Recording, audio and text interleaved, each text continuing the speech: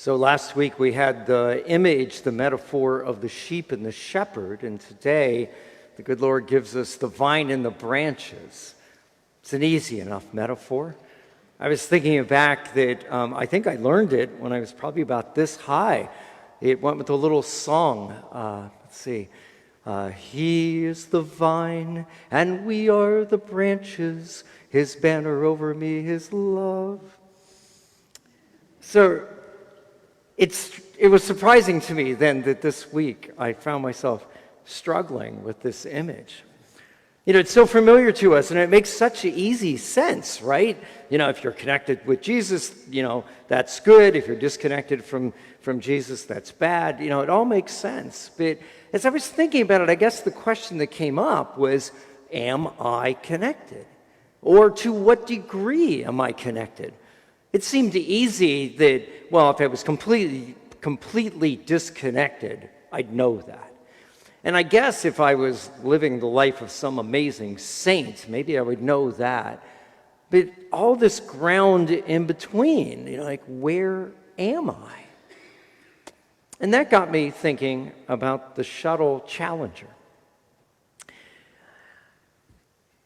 Some of you are not old enough to remember this, but in 1986, late January, NASA launched the Space Shuttle Challenger, and it was destroyed 73 seconds into the flight by something that they knew about. That was the interesting thing to me as I learned about this. I actually heard a wonderful presentation by a NASA astronaut who was looking at the disaster and what caused it.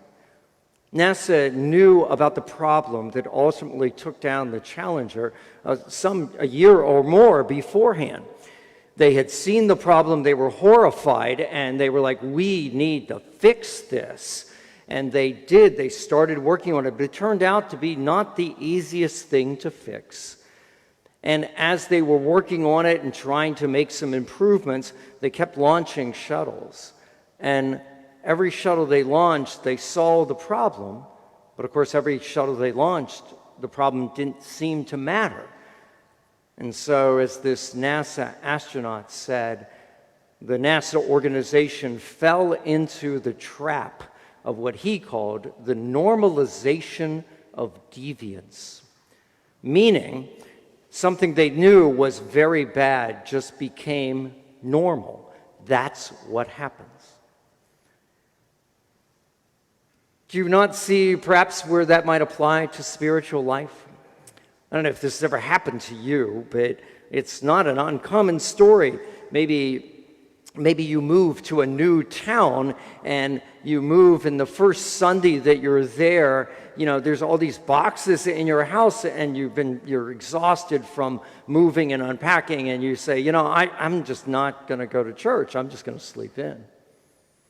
And then the next Sunday rolls around and you haven't yet even taken the time to figure out where the church is. And there are still lots of boxes around. And so, I don't know, maybe we'll worry about that next Sunday. And what was at one point in your life, you know, this thing, I will always go to church, like you cannot miss church. Suddenly it becomes normal, if you will, to go to church when it's convenient, or it's normal to go to church occasionally, normal to go a couple times a month, not every month. As I was thinking about this, I realized that that is a real pitfall for all of us, I suspect, in the spiritual life. You know, that we might actually at one time have been very sensitive to a particular area, a particular sin, whatever it was. But over time, now it's just normal. And so because it's normal, we don't even really think perhaps it's sin, or maybe it's not that big a deal. This is why so many people, I think, at least this is my working theory, why so many people do not, for example, bring up missing Mass during confession. I don't know that they think it's that big a deal. It's not important enough to bring up. They have just normalized that part of their spiritual life. And that got me like this idea, like, well, am I connected to Jesus? Oh, my word. I might not be connected in certain areas of my life and might not actually know it.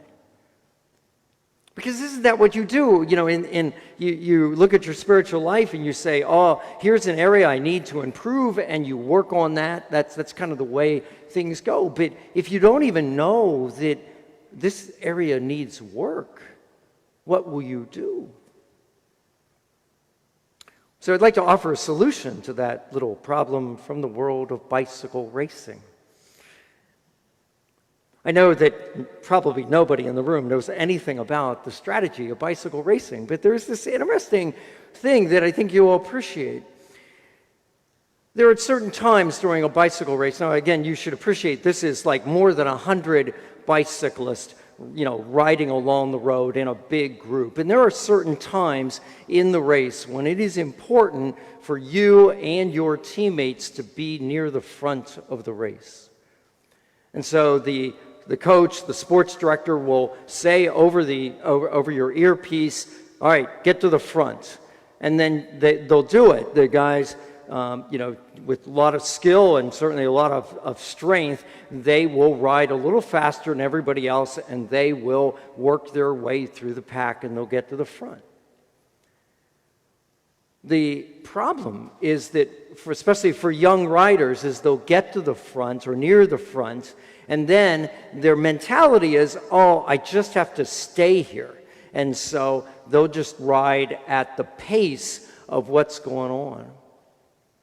But they won't stay there, because what they have forgotten is that there's 100 other riders in this race whose coach has told them, you need to get to the front.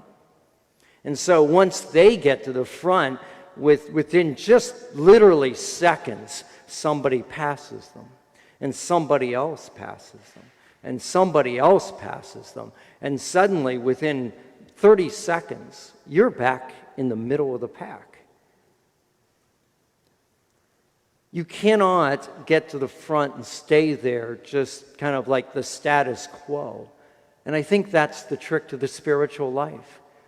For those of us that think, well, I have done this. I've been on this spiritual path year after year after year, and I've gotten to this place, and this is good. It's a good place. I'll stay there.